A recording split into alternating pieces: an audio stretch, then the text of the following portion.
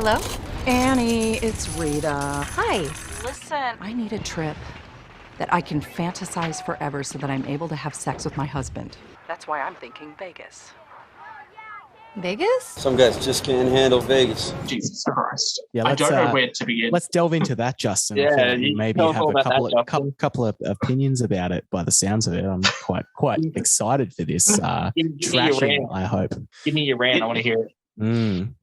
So let me preface this by stating that I know exactly what I was going to get when I downloaded this movie. There were no positive reviews for this movie. There was nothing to suggest this was going to be the gold standard of like the third installment in a horror franchise.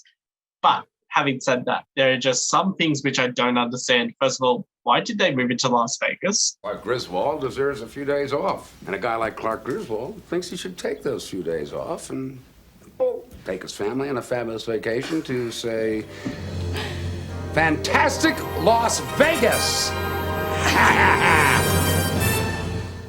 Dude, Las Vegas, there's nothing to do there. Like, second of all, why did it change now from paying someone, like you pay to kill someone, which was supposed to be the whole thrill and spectacle of the first two movies, which is, oh, I'm so badass, I'm gonna kill someone for fun. Like, there's that whole thing about going into like the psyche of the human mind to be like, how far are rich people going to go until this is like a mainstream thing. But then the third installment was, oh, we're going to take bets. But then the bets don't make sense because the person always dies. So what the fuck are they betting on?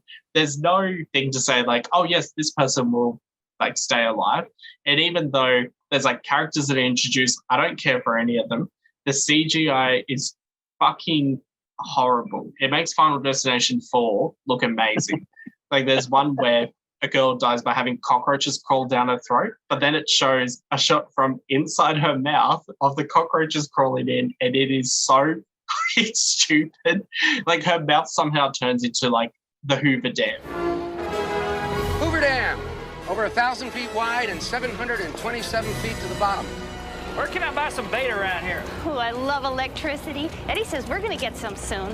It's like all these cockroaches are falling in from one shot, but then it seems like there's a lot of space. I'm trying to think of something positive to say about this movie, but the writing is shit. The ending is stupid. The kills aren't that good. There's only one thing which did make me slightly wince, which was there's one part where this doctor comes in and like cuts around this guy's face and peels the skin off. And just from the point of view shot of like seeing your own face being peeled off, that looked somewhat not disturbing, but it was just like, ugh, that's a bit gross. But it's not something where I'm like, oh, I don't want to watch that scene like, you know, some of the Final Destination movies. This is pure horseshit garbage. Mama, this is garbage. Oh. Right here. I would never watch this movie again.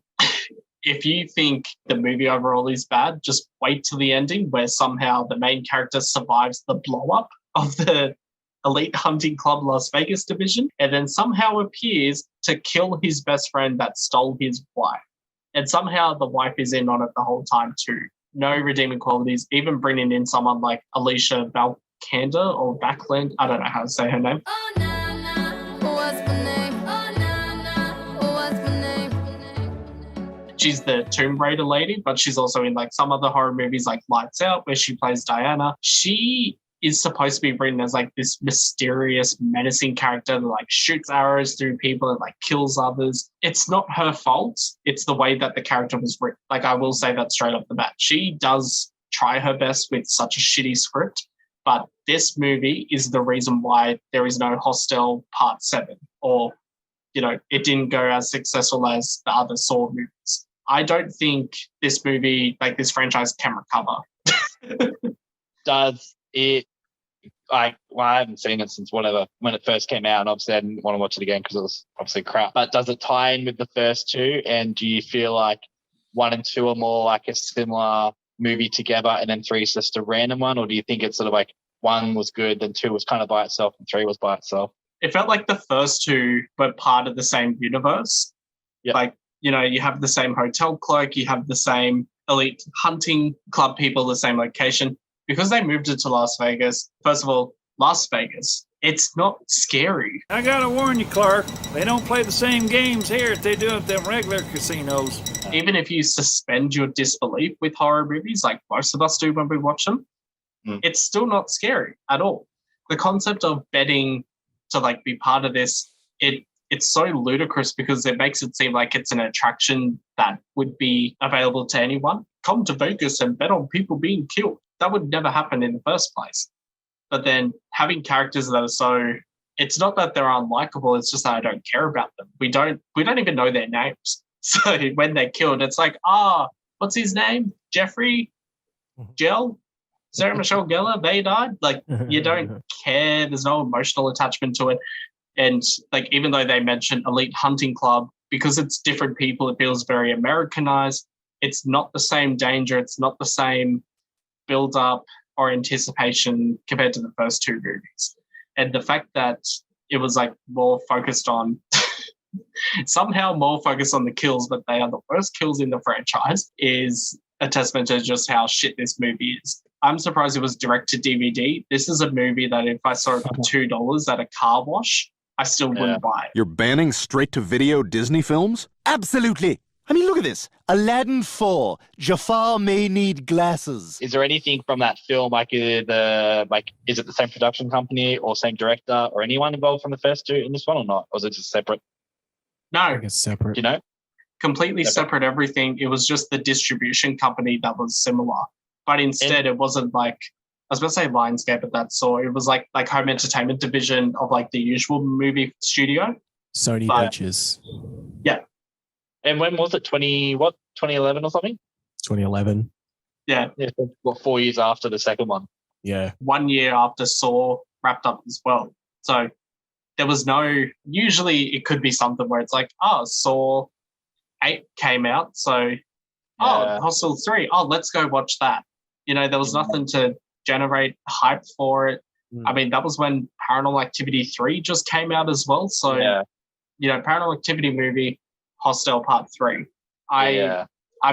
Those movies are completely separate from each other. There's nothing to tie in, even like a hype to see this one. But yeah, I think Hostel Part 3 killed the entire concept of torture porn. I don't think there's been a movie since that has just been focused on torture porn as a concept. I felt like that was the turning point, incidentally, because, you know, there were diminishing box office returns for other movies, like even years prior.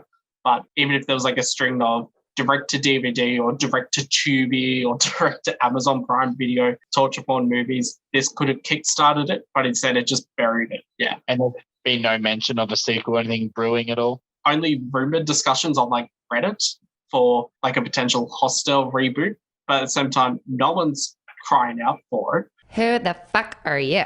Who the fuck are you? I asked you first. I asked you second. There's no fan demand like there is with Saw. There's no demand like there was for, I was about to say Paranormal Activity, but no one's calling out for that either. Like it's next to just so misaligned.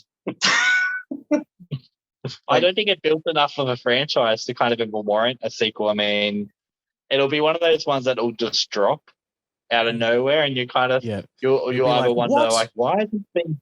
Yeah, it's like even like I remember like even like The Carrie, and there's a couple other films that they've been like Cabin Fever. There's a couple like remake ones that got brought out. I'm like, these films aren't even that old anyway to start with. So why are we remaking them? We'll bring another one out, and it'll be 2022, so 15 years later roughly that it will come out. And I'm like, so it's 15 years newer with some probably better CGI and probably like Chloe Moretz or something in it. Yeah, they'll probably just do like a remake, but they'll focus it on like Airbnb and they'll call it Scare B&B. Every like hotel than like Trivago or some shit. Hotel Trivago. But like this is also criticism of the first two movies. I don't see them being permanent thing in the sense of like I've stayed at Backpackers plenty of times. No one talks about Hostel. Like they're not like, ooh, let's wonder if this is going to happen. You know, same with Kentucky tours. I haven't actually been on one, but I have plenty of friends who've gone on them. And I've been like, oh, like when you were in Amsterdam, did you think about this? And they're like, no, why the fuck would I think about a movie that's 15 years old? I'm like, all right, a simple no would have been fine. And you'll be like the only person that would talk about it as well, because you're like the only fan in the group. No one's going to know.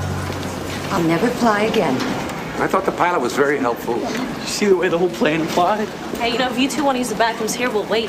Thanks, BP and Coop, for joining me in my complete hatred of this piece of shit movie. Listeners, our next episodes will focus on other films in the torture porn genre, including Would You Rather, Captivity, the stupidest fucking movie of all time, and the infamous I Spit on Your Grave, where we discuss the remake and lightly touch on the controversial original. I didn't want to do it. He made me do it.